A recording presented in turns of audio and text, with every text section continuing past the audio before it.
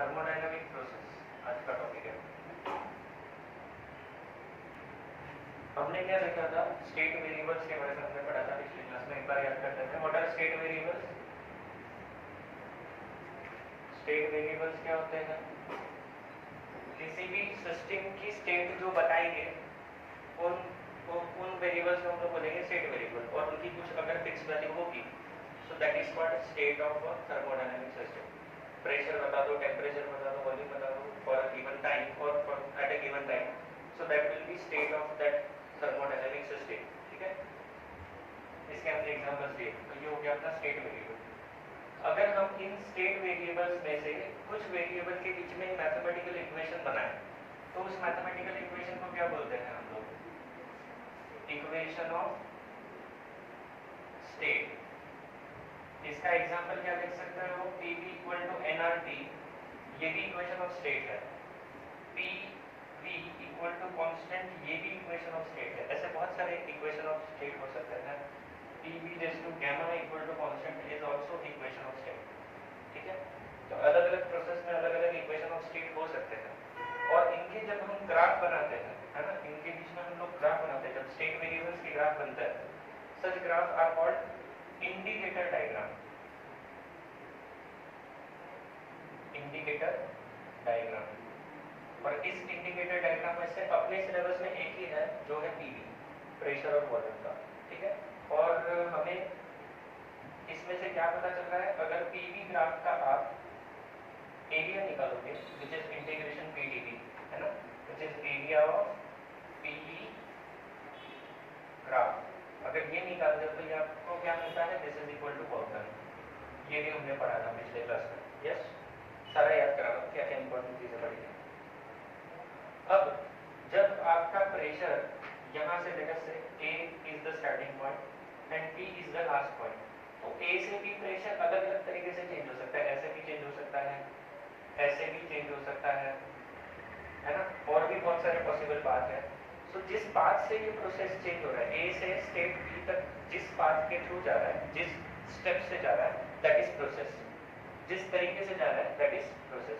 Suppose A से B ऐसे जा रहा है तो यहाँ पर प्रेशर भी चेंज हो रहा है, वॉल्यूम भी चेंज हो रहा है। ऐसे जाएगा तो इनिशियली प्रेशर कांस्टेंट है, वॉल्यूम चेंज हो रहा है, बाद में वॉल्यूम कांस्टेंट है, प्रेशर चेंज हो रहा है। So there are different ways in which a thermodynamic system can change from state A to state B. These are two states, initial state, final state. तो initial state से final state में जाने के लिए there are n number of possible paths, है ना, और उन पाथ को हम लोग बोलते हैं थर्मोडायनामिक प्रोसेस।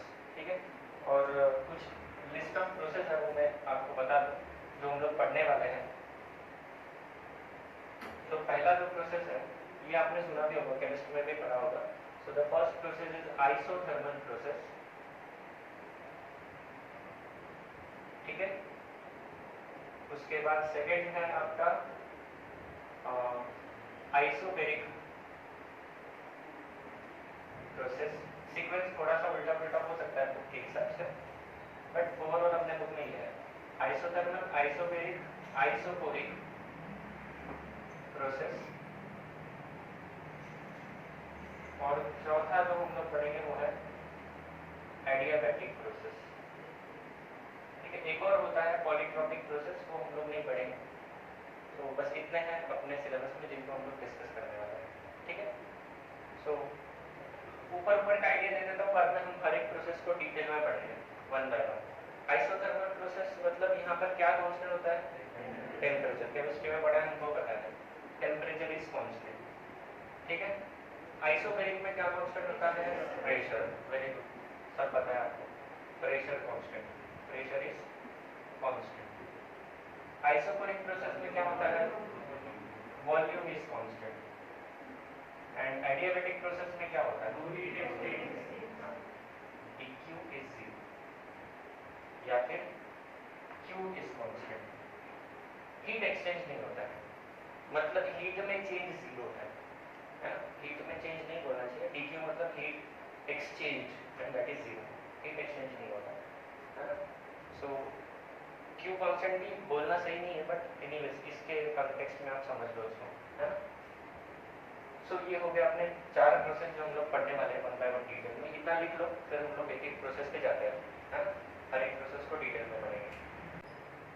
तो ये जो स्टेटमेंट लिखा है वो मैंने पेज 88 से लिखा हुआ है एज इट इज, ठीक है।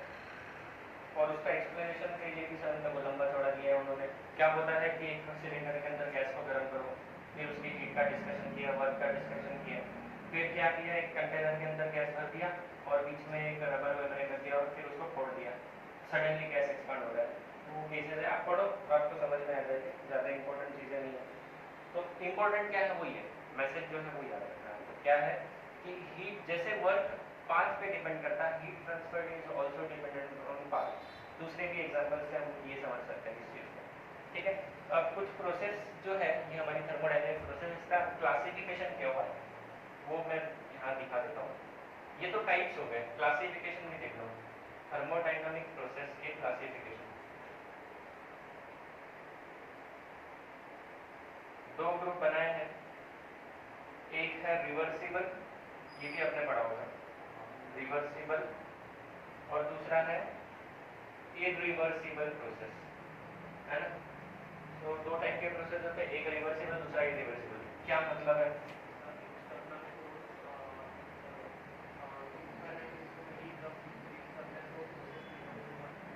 इन शॉर्ट आप उस प्रोसेस को रिवर्स में लेके जा सकते हो, सिंपल वर्ड्स में समझ लो, तो बाकी तो बुक में डेफिनेशन है, ठीक है। तो ऐसे प्रोसेस को हम लोग बोलेंगे रिवर्सिबल, और जिसको आप रिवर्स नहीं कर सकते, एग्जांपल इरिवर्सिबल प्रोसेस का, गाड़ी का टायर जब फट गया, होता है ना, समर में फट जाते कई बार, ट्रक के टायर जनरली फटते हैं। तो प्रोसेस क्या है, एक बार टायर फट गया, गैस सडन एक्सपांड होता है वहां पर, there is adiabatic expansion of gas, नहीं sorry free expansion of gas, वहां पर वो बर्स्ट हो रहा है और एटमॉस्फेयर में जा रहा है, so it is free expansion. दो होता है, एक एडियाबैटिक होता है सडन एक्सपांशन, दूसरा फ्री एक्सपांशन। एटमॉस्फेयर में जाएगा तो फ्री एक्सपांशन, उस केस में फ्री एक्सपांशन होगा। So it's a irreversible process. एक बार वो सारा गैस उस टायर से निकल गया, आप उसको रिवर्स नहीं ला सकते, so it's a irreversible. Reversible में बहुत सारे एग्जांपल आप दे सकते हो रिवर्सिबल प्रोसेस के। हमारा जो इंजन है गाड़ी का, it works on reversible process, है ना। अगर केमिस्ट्री की बात करें तो रिवर्सिबल प्रोसेस में आपको आइस वाला एग्जांपल दे सकते हो, आइस को मेल्ट किया, वाटर बन गया, वाटर को फ्रीज किया, आइस बन गया, है ना। तो 0 डिग्री सेल्सियस पे आप ये प्रोसेस रिवर्स कर सकते हो, तो वो भी एग्जांपल ले सकते हैं रिवर्सिबल के, ठीक है। तो रिवर्सिबल के बहुत सारे केसेस हैं, इरिवर्सिबल के भी बहुत सारे केसेस आप सोच सकते हो, है ना। जहाँ पर आप उसको अंडू नहीं कर सकते, ऐसी प्रोसेस इरिवर्सिबल, जहाँ पर आप उसको दोनों तरफ घुमा सकते हो, दैट इज रिवर्सिबल, ठीक है। क्लियर है, या और डिस्कशन करना रिवर्सिबल इरिवर्सिबल का? ओके। अब नेचर में जो है वो ज्यादातर इरिवर्सिबिलिटी प्रेजेंट होती है, रिवर्सिबल प्रोसेस कम है, इरिवर्सिबल प्रोसेस ज्यादा है। ऐसा क्यों? ज्यादातर केसेस में इरिवर्सिबिलिटी होती है, और वहां पर ये है कॉज ऑफ इरिवर्सिबिलिटी। सिंपल इसका रीजन है dissipative forces exist in nature. Irreversible का मतलब क्या है? प्रोसेस एक तरफ चला गया, वापस नहीं आ रहा है, मतलब कहीं ना कहीं वो एनर्जी वेस्ट हुआ है, so it's a dissipative process. ज्यादातर जो फोर्सेस होते हैं हमारे नेचर में, जैसे कि एयर फ्रिक्शन है, बहुत सारे फ्रिक्शन टाइप के फोर्सेस हैं, so these are dissipative forces, energy waste होता है, and that is the cause of irreversibility. यहाँ लिख सकते हो कॉज ऑफ इरिवर्सिबिलिटी है डिसिपेटिव फोर्सेस। डिसिपेटिव फोर्सेस मतलब क्या? जो एनर्जी खा जाते हैं, these are dissipative forces. Energy waste करने वाले फोर्सेस होते हैं डिसिपेटिव फोर्सेस, ठीक है। लिख लो, वही डिस्कशन किया। देखो, many process such as free expansion of और an explosive chemical reaction take the system to non equilibrium state. Most process involve friction, viscosity और some other dissipative forces. So dissipative force is the reason of irreversibility. Loss of energy, system अपना energy lose करेगा, कहाँ loose करेगा? Obviously surrounding और अलग जगह loose कर देगा, है ना। Example explosion of a bomb, हमने टायर फटने का एग्जांपल लिया, ये सारे इरिवर्सिबल प्रोसेस हैं,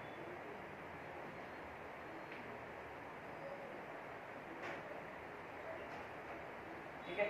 हम लोग जो पढ़ने वाले ये सारे प्रोसेस ऑलमोस्ट रिवर्सिबल है, ये एक छोड़ के, है ना। तो ऑलमोस्ट ये सारे प्रोसेस हम लोग जो पढ़ेंगे दीज आर रिवर्सिबल प्रोसेस। हमारा इंजन जो काम करता है 2 व्हीलर 4 व्हीलर का, हाँ डिसिपेटिव फोर्सेस कॉज, अच्छा चांगलं लिहिलं, कॉज इज डिसिपेटिव फोर्सेस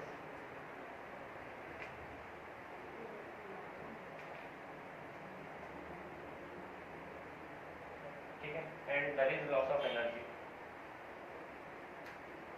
चलो अब हो गया ये सारा डिस्कशन, जो एडिशनल चीजें थी वो कर ली, अभी हम अपने टॉपिक पे आ जाते हैं। ठीक है, एक्स्ट्रा जो नॉलेज चाहिए था वो आ गया अपना। थर्मोडायनेमिक प्रोसेस दो कैटेगरी, एक रिवर्सिबल, दूसरा इरिवर्सिबल। कॉज क्या है? इरिवर्सिबिलिटी का डिसिपेटिव फोर्सेस, जो एनर्जी लॉस कर देते हैं। एक बार सिस्टम से एनर्जी चला गया पूरा यूनिवर्स में, वापस नहीं आने वाला है ना। ये दो पॉइंट्स इंपॉर्टेंट है, वर्क डन पाथ पे डिपेंड करता है, हीट भी जो है वो पाथ पे डिपेंड करता है। इसके लिए कुछ है कि स्पेसिफिक वर्ड केमिस्ट्री में पाथ फंक्शन बोलते हैं ना, ऐसे मैंने सुना हुआ है, मुझे अभी याद नहीं है। फिजिक्स में वो वर्ड यूज नहीं करते ज़्यादा, पाथ फंक्शन बोलते हैं। ठीक, डिपेंड्स ऑन पाथ। ओके, सो अभी हम इन चारों प्रोसेस को वन बाय वन पढ़ते हैं। पहला है आइसोथर्मल प्रोसेस, ये लिख लिया सभी ने, ये इरेज कर दो। एक एक प्रोसेस को डिटेल में पढ़ेंगे। आइसोथर्मल प्रोसेस, तो आइसोथर्मल प्रोसेस में क्या कांस्टेंट है? टेम्परेचर कांस्टेंट है ना, टेम्परेचर कांस्टेंट है। तो इसका पीवी ग्राफ अगर बनाना है तो पहले हमें आइडियल गैस इक्वेशन यूज करना होगा, PV equal to NRT for 1 mole of gas. क्या लिख सकते हैं हम लोग? PV equal to RT. इस केस में आर तो हमेशा कांस्टेंट होता है। What is R? Universal gas constant, तो कांस्टेंट है। टी यहाँ पर कांस्टेंट है, इस एग्जांपल में, इस केस में टी कांस्टेंट है। So this is equal to constant, so we can write PV equal to constant. This is the equation of state for ideal gas. Equation of state क्या है ideal gas, sorry isothermal process के लिए? PV equal to constant. Temperature क्या रहेगा? Constant रहेगा, तो PV equal to constant आ जाएगा। If you draw the graph, pressure versus volume graph बनाते हैं, अगर पी की तरफ, बी की तरफ देखो तो जरा बुक में, पी इधर ही है, यही एक्सिस पे पी लेता है। हाँ, तो ऐसा ग्राफ बनेगा। ऐसा ग्राफ हमने इससे पहले भी देखा था, डिस्कस भी किया। सो this is graph for isothermal process. इसको ऐसे भी लिख सकते हो, P1 इक्वल टू P2 लिख सकते हैं क्या? प्रेशर इनटू वॉल्यूम, ये जो प्रोडक्ट है ये हमेशा कांस्टेंट रहेगा, तो आप ये भी लिख सकते हो। कुछ इनिशियल प्रेशर और वॉल्यूम की वैल्यूज होगी तो that will be equal to final pressure into volume. P initial equal to P final V final, ये लिख सकते हो आप। इसके लिए आइसोथर्मल प्रोसेस के लिए ये ग्राफ ऐसा कैसे आ गया? PV इक्वल टू कांस्टेंट आप ऐसे लिख सकते हो इसको, PV इक्वल टू कांस्टेंट को K लिख दो, P is equal to K upon V, so P is inversely proportional to V। ये 1/x का ग्राफ है। सो 1/x का ग्राफ थोड़ा परफेक्ट बना देता हूँ। 1/x का ग्राफ रेक्टेंगुलर हाइपरबोला होता है, 1/x का ग्राफ, ठीक है। ये ऐसा, और कहाँ से जाता है? 1 और 1 से जाता है, ये 1,1 से जाता है, ठीक है। एनीवेज वो 1,1 अपने को यहाँ डिस्कस नहीं करना थर्मोडायनेमिक्स में। तो so this will be the graph. Work done भी निकाल सकते हैं, है ना, हर चीज निकाल सकते हैं। पहले इतनी चीजें लिखो, फिर हम लोग वर्क डन कैलकुलेट करते हैं।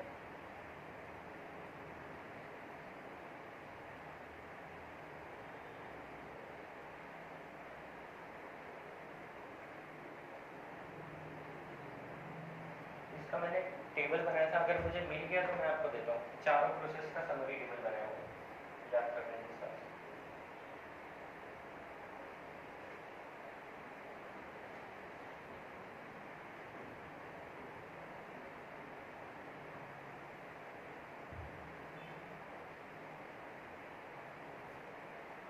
अच्छा, यहाँ T इक्वल टू कांस्टेंट लिखा है, तो dt कितना हो जाएगा? dt मतलब चेंज इन टेम्परेचर। हाँ, ठीक है। dt कुछ बुक्स में, अपने बुक में d की जगह डेल्टा t लिया है, मैंने आपको बताया हुआ d लिख सकते हैं, डेल्टा नहीं लिख सकते, चेंज बताता है, d और डेल्टा का चेंज बताता है।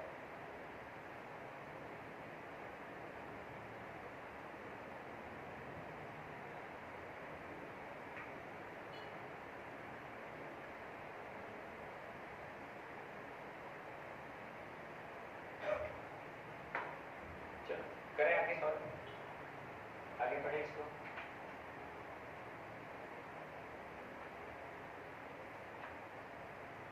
मुझे बताओ इंटरनल एनर्जी किस पे डिपेंड करती है?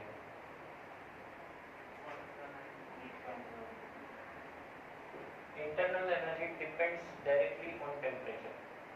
टेम्परेचर अगर बढ़ता है तो इंटरनल एनर्जी बढ़ेगी, टेम्परेचर घटता है तो इंटरनल एनर्जी डिक्रीज होगी। ये पढ़ा था ना हमने इंटरनल एनर्जी के बारे में। So internal energy directly depends on temperature. So since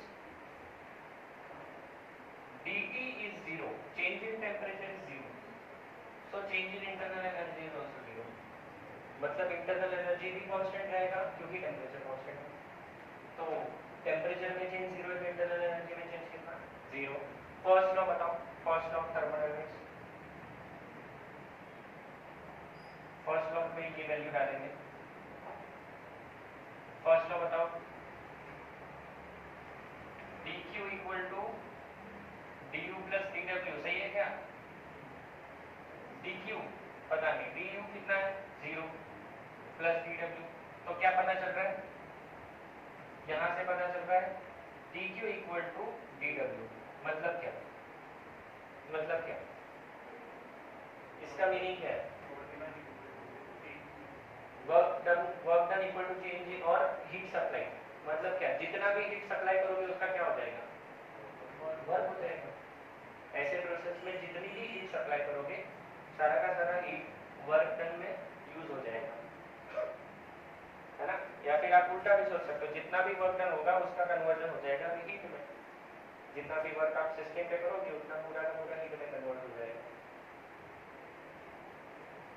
इसका एग्जांपल है isothermal expansion of gas. Gas को धीरे धीरे धीरे एक्सपांड करो और उसको हीट एक्सचेंज करने के लिए टाइम दो, है ना? धीरे धीरे एकदम स्लोली एक्सपांड करोगे तो ये प्रोसेस होता है आइसोथर्मल एक्सपेंशन में। ये प्रोसेस फॉलो होता है, ठीक है। अब और आगे जाते हैं, वर्क डन कैलकुलेट करते हैं। ये हो गया लिख के सारा। वर्क डन का फॉर्मूला क्या है अपना? वर्क डन का फॉर्मूला है work done equal to integration of P D. यहाँ पर पी और वी दोनों चेंज हो रहा है तो इसका पी बाहर लेके इंटीग्रेशन डीवी नहीं कर सकते, शॉर्टकट यहाँ नहीं चलेगा, पी को बाहर नहीं ले सकते, चेंज हो रहा है ना? तो पी को बाहर नहीं ले सकते। इंटीग्रेट डायरेक्ट कर सकते हैं क्या? नहीं कर सकते। क्यों?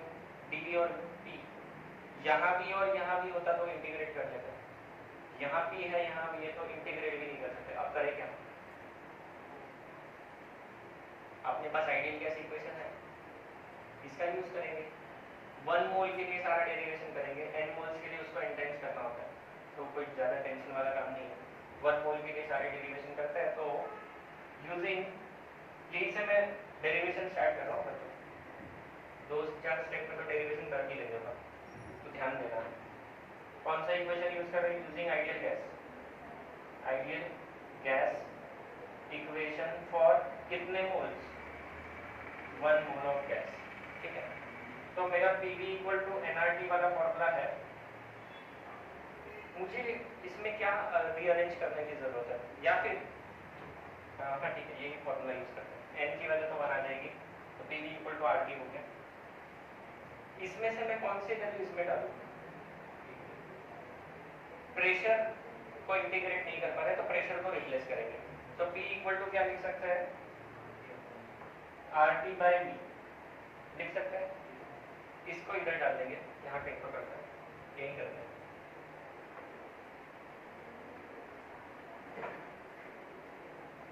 ठीक है, तो ये वैल्यू वर्क के अंदर डाल देते हैं फॉर्मूला में। इंटीग्रेशन P की जगह लिखेंगे RT upon V dV। RT constant है, बाहर ले लो, इंटीग्रेशन dV अपॉन V, है ना? क्या होता है integration dV by V? So this is log V। log को हम ln लिखेंगे, ln। अब लिमिट्स भी लिख लेते हैं, V इनिशियल से V final. So log of V, V initial से V फाइनल। सॉल्व कर लेते हैं। कैसे करते हैं इसका solve? Upper limit minus lower limit, तो ये क्या हो जाएगा? log of V final minus log of V initial. log of A minus log of V क्या होता है? log of A upon V। पता है ना सबको? शॉर्टकट मारो ना, चलेगा। सो ये हो जाएगा log of V final upon V initial. This is your formula, bracket निकाल देते हैं, अननेसेसरी नहीं कर देंगे। और अगर एनआरटी लिखना है तो एनआरटी भी लिख सकते हो, this will be your work done. आपके केमिस्ट्री में आपको पढ़ाया होगा कि लॉग को हम लोग क्या कर सकते हैं, लॉग टू द बेस 10 कर सकते हैं।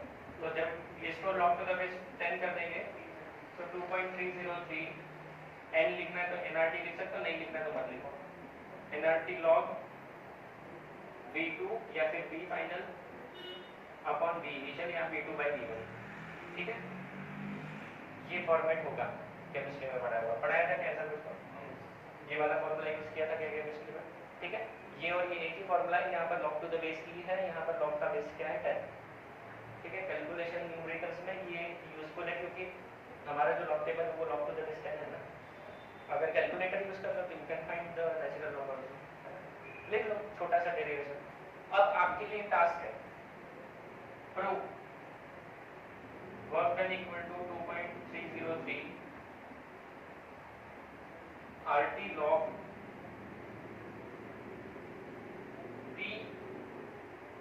P1 by P2 है, P2 by P1 था, मेरे को याद नहीं है, P2 by P1 लिख लेता हूँ, चेक कर। P1 by P2 था ना, हाँ ठीक है। तो P इनिशियल अपन P फाइनल, ये प्रूफ करना है आपको, ये आपके लिए होमवर्क है, सिंपल है, 2 स्टेप में हो जाएगा। सेकेंड नंबर का प्रोसेस है आइसोपेरिक प्रोसेस, ठीक है। तो आइसोपेरिक में क्या कांस्टेंट, प्रेशर कांस्टेंट। तो अगर मैं डीपी लिखूं तो क्या लिखेंगे, डीपी की वैल्यू, पहला कंडीशन हो गया, डेफिनेशन हो गया ये उसका। Isothermal process is process in which the pressure remains constant. PV diagram बनाएंगे तो क्या कांस्टेंट है पीवी डायग्राम में, सही है क्या, ग्राफ, ठीक है। एरो किधर से किधर भी हो सकता है, एक्सपांड हो रहा है तो एरो उस तरफ, कंप्रेस हो रहा है तो एरो इस तरफ, तो एरो मैं नहीं बना रहा हूँ, ठीक है। Arrow can be either side depending on the case.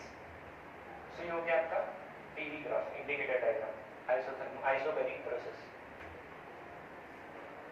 अब आपका वर्क डन क्या होता है, पीडीवी होता है, इंटीग्रेशन पीडीवी है ना, और पी क्या है तो उसको बाहर ले लो, पी बाहर आ गया, इंटीग्रेशन डीपी। वॉल्यूम कहां से कहां चेंज हो रहा है, वी इनिशियल से वी फाइनल, वी इनिशियल से वी फाइनल। इस इंटीग्रेशन की वैल्यू बताओ जल्दी से, V final minus V initial, या फिर आप लिख सकते हो P delta V, delta stands for this change. ये जो पांचवा पॉइंट हमने पिछले इसमें से कैंसिल किया वो इसका था, इस प्रोसेस का पांचवा पॉइंट, ठीक है। तो वो करेक्शन था वो, ये हो गया, ये हो गया। फर्स्ट लॉ यूज कर दो, dq equal to du plus dw। du क्या टेम्परेचर कांस्टेंट है, नहीं, तो du नॉन जीरो है। dw की वैल्यू है, तो ये सारा नॉन जीरो है, यहाँ पर कोई भी चीज जीरो नहीं है। So this will be du plus pdv या p डेल्टा भी, जो भी लिखना है, this will be your dq, है ना। ये जो स्टेप है ना, वो w equal to p v final minus v initial, इसको मैं थोड़ा रीअरेंज कर देता हूँ, pv final minus pv initial, ठीक है। और आइडियल गैस इक्वेशन यूज करता है, using pv equal to nRT। तो इधर क्या हो जाएगा, v final, pv final equal to nRT final, nR तो कांस्टेंट है, minus pv initial equal to nRT initial, तो nR कॉमन ले लो, t final minus t initial. ये भी एक फॉर्मूला हो जाएगा वर्क डन के लिए, ये एक फॉर्मूला, इसको भी फॉर्मूला ही बोल सकते हो, ये दोनों या ये, है ना, सिर्फ इसको मैंने डेल्टा भी लिखा है, तो ये भी एक फॉर्मूला हो गया यहाँ पर। और देखो टेम्परेचर चेंज हो रहा है, मतलब हम लोग du को कैलकुलेट कर सकते हैं, टेम्परेचर चेंज हो रहा है तो हम लोग इंटरनल एनर्जी का चेंज कैलकुलेट कर सकते हैं मैथमेटिकली। अब वो करेंगे, हम लोग du निकालेंगे, पता है क्या, du equal to ncv dt, ये फॉर्मूला पता है क्या, मेयर्स रिलेशन प्रूव करने में बताया था मैंने, है ना। तो ये फॉर्मूला डायरेक्ट याद रख सकते हो। Specific heat is at constant volume is du। ये कहाँ से आता है बता देता हूँ, तुम लोगों को याद नहीं है तो देखो। स्पेसिफिक हीट का फॉर्मूला क्या है, मोलर स्पेसिफिक हीट की बात करेंगे तो dQ/dt, है ना, पता है कि नहीं। Specific heat is amount of heat required to raise unit mass of substance by 1 degree Celsius. अगर यहाँ पर मास आता है, यहाँ पर unit mole of substance by 1 degree Celsius. तो ये डेफिनेशन, तो इसी को रीअरेंज कर दो तो dq इक्वल टू क्या आ जाएगा, NCV/dt आ जाएगा। फॉर्स लॉ यूज कर लो, dq equal to du plus dw and dw is your pdv। लेकिन हम cv की बात कर रहे हैं, जब वॉल्यूम कांस्टेंट है तो dv क्या हो जाएगा, वॉल्यूम कांस्टेंट है तो dv 0 हो जाएगा, तो dq इक्वल टू du हो जाएगा and that's why du equal to हम लिख सकते हैं NCV/dt।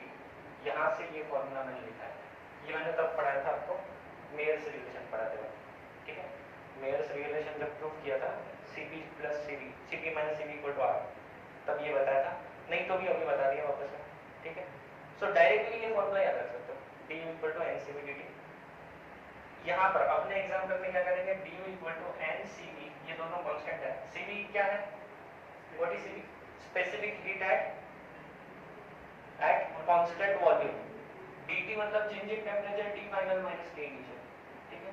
अब ये वैल्यू, इसको भी कुछ नाम देना है तो देखो, और ये वाली वैल्यू कहाँ डालेंगे, फर्स्ट लॉ में डाल देंगे, तो हमारे पास एक और इक्वेशन आ जाएगा वर्क डन के लिए। ये हर एक हटा लो, ये ऑलरेडी पड़ा हुआ है, लिखना है तो लिख लो, ये इरेज कर रहा हूँ ये वाला पार्ट, लिखना है तो लिख लो, ऑलरेडी पड़ा हुआ है ये।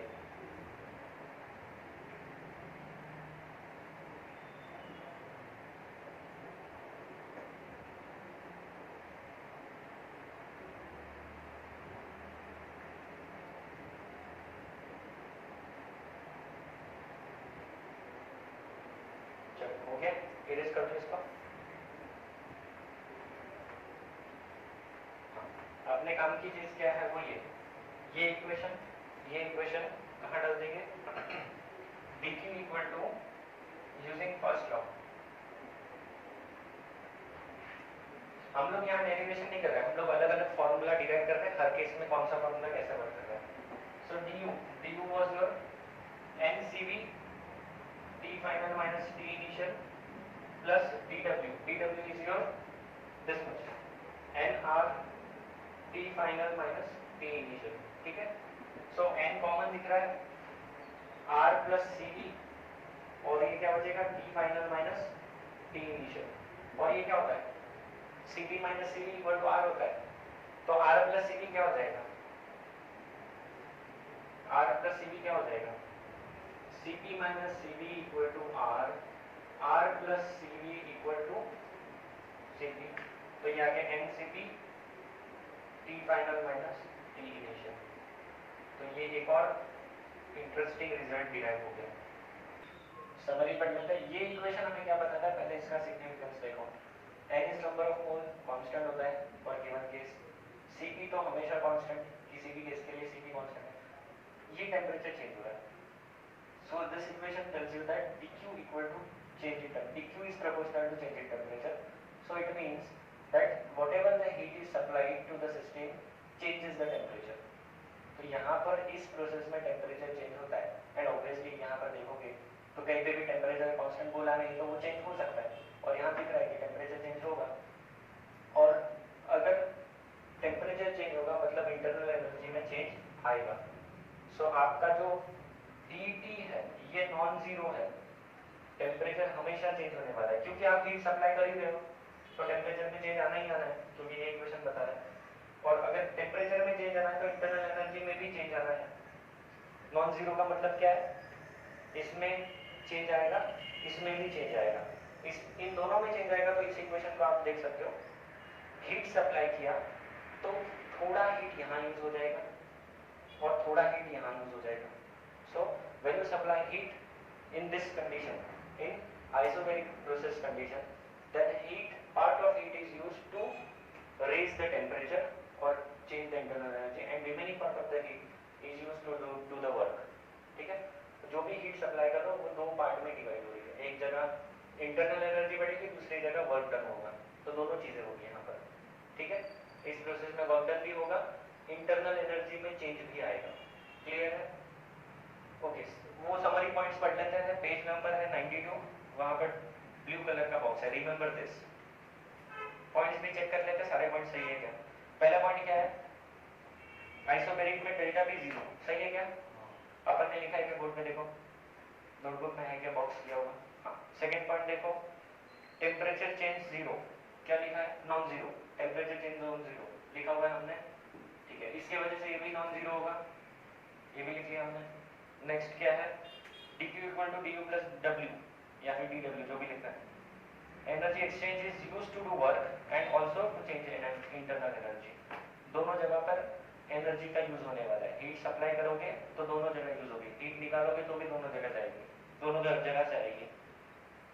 W equal to P delta V, work done के लिए हम लोग ये फॉर्मूला डायरेक्ट लगा सकते हैं इस केस में, because P is constant, because P is constant हम लोग ये फॉर्मूला लगा सकते हैं। अगर ग्राफ से मुझे वर्क डन निकालना है तो कौन सा एरिया निकालें?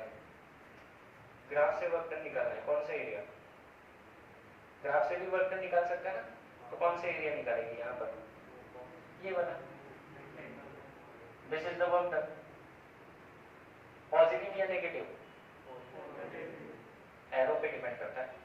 एरो इधर तो क्योंकि वॉल्यूम बढ़ रहा है, एरो इधर तो वॉल्यूम घट रहा है, नेगेटिव है ना, तो पॉजिटिव या नेगेटिव वो एरो बताएगा। एरो मैंने ड्रॉ नहीं किया, मतलब अभी तक हमने स्पेसिफाई नहीं किया है ना, दोनों पॉसिबिलिटी है।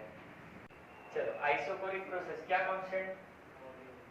आइसोकोरिक प्रोसेस लिखते चलो मेरे साथ ही, थर्ड है ना। वॉल्यूम कांस्टेंट होगा तो डीवी कितना, डीवी जीरो। ग्राफ बनाते चलो, ग्राफ कैसा बनेगा, प्रेशर वॉल्यूम, वॉल्यूम कांस्टेंट है मतलब ग्राफ ऐसा, वी नॉट ले लो, इसको ले लो पी इनिशियल पी फाइनल, और इसको मैं वी नॉट लेता हूँ बस, क्योंकि इनिशियल फाइनल तो है नहीं, वॉल्यूम कांस्टेंट है। सही है ना, ऐसा ग्राफ बनेगा। ये डॉटेड लाइन मैं बस रेफरेंस के लिए बना रहा हूँ, नहीं बनानी तो मत बनाओ। ठीक, सो this is your graph. Work done कितना है, ग्राफ देख के बताओ। इस ग्राफ का एरिया कितना है एक्स एक्सिस पे, ऐसा एरिया कितना नहीं है, एरिया नहीं है, जीरो एरिया मतलब वर्क डन जीरो। फॉर्मूला में डालते हैं, work done equal to integration P DV. DV zero है क्या, डीवी जीरो है क्या, जीरो है तो ये पूरा टर्म क्या हो जाएगा, ग्राफ भी बता रहा है वर्क डन जीरो, और इंटीग्रेशन का फॉर्मूला भी वही बता रहा है, वर्क डन हो गया नहीं। फर्स्ट लॉ यूज कर लो, फर्स्ट लॉ यूज करते हैं, dq equal to du plus dw। क्या करें, ये तो जीरो है, इसका मतलब क्या है, dq इक्वल टू du आ रहा है, क्या मतलब है इसका,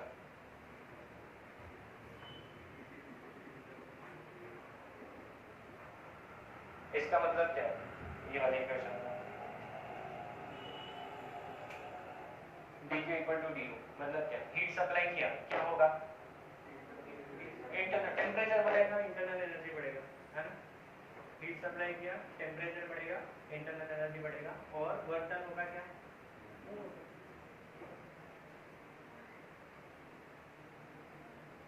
और ड्यू का फॉर्मूला आपने को बताया, ड्यू का फॉर्मूला क्या है, NCVDT है ना।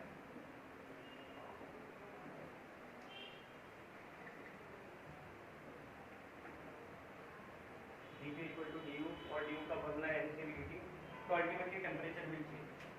ठीक है,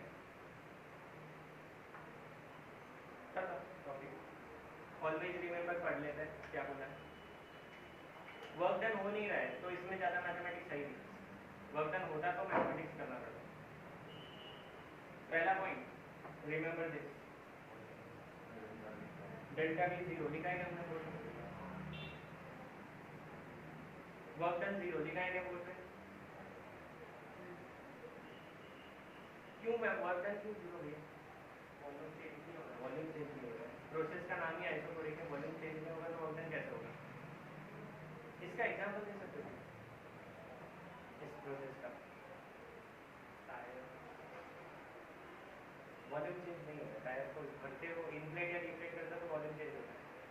सिंपल एग्जांपल लेते हैं, एक क्लोज कंटेनर है, जैसे कि आपका प्रेशर कुकर, सील कर दो, उसका सीटी सील कर दो, पूरा सील कर दो और गर्म करो गैस पे।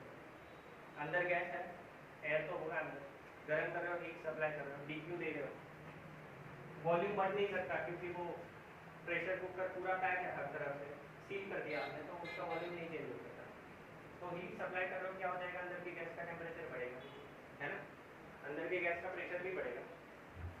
हीट सप्लाई करोगे तो प्रेशर भी बढ़ना है, टेम्परेचर भी बढ़ना है। और अगर बहुत ज़्यादा प्रेशर हो गया तो कुकर क्या हो जाएगा, ब्लास्ट हो जाएगा, अगर उसकी बेयरिंग कैपेसिटी से ज़्यादा प्रेशर हो गया तो। ठीक है, आगे बढ़ता है। तो D Q equal to D U, temperature change कितना ये बता रहे हैं, हीट दोगे तो टेम्परेचर में चेंज आएगा, मतलब क्या कि जितना हीट सप्लाई करोगे उतना टेम्परेचर में चेंज आएगा। तो जो भी हीट दोगे टेम्परेचर राइज होगा, प्रेशर बढ़ेगा, वॉल्यूम में कोई चेंज नहीं, वर्क नहीं होगा। ठीक है, नेक्स्ट प्रोसेस है एडियाबेटिक, नेक्स्ट क्लास में पढ़ेंगे।